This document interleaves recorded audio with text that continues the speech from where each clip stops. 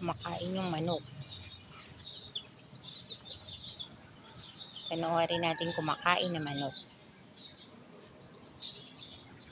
Layo-layo tayo, baka lumayo ang manok.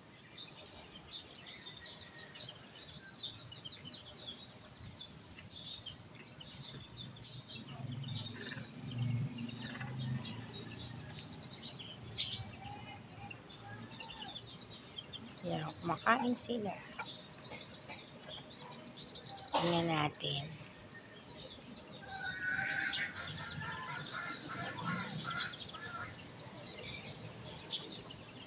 Kumakain na ang mga manok.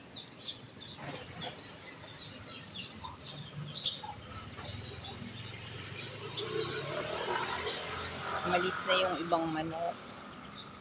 Siya na lang kasi natali yan. Hindi siya makakalis. Ito pa. Meron naman dito mga bibi. Mga bibe na nakakulong. Maganda pwesto nila dito kasi malamig. Nasa ilalim sila ng puno. Ayan. Nasa ilalim ng puno. Tapos may tubig sa ilalim nila. Kaya hindi sila naiinitan. Kaya maganda yung pwesto nila dito. Ito pa. Uy, may manok na kumahalimhim. Tawag din sa manok na yun. Kumahalimhim. Papapisayan ng chicken. Kanyang itlog.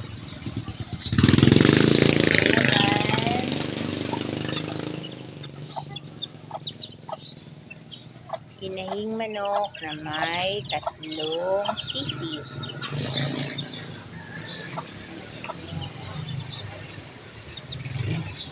O ang manok.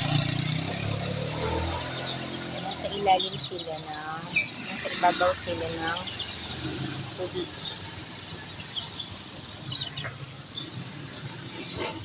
Yung pwesto nila.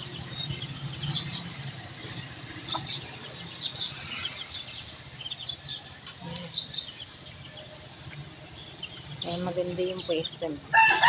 Malamig. Yan. Video natin sila. Video natin ang star of the day, ang mga chicken. Chicken. Pag malalaki na sila, luto.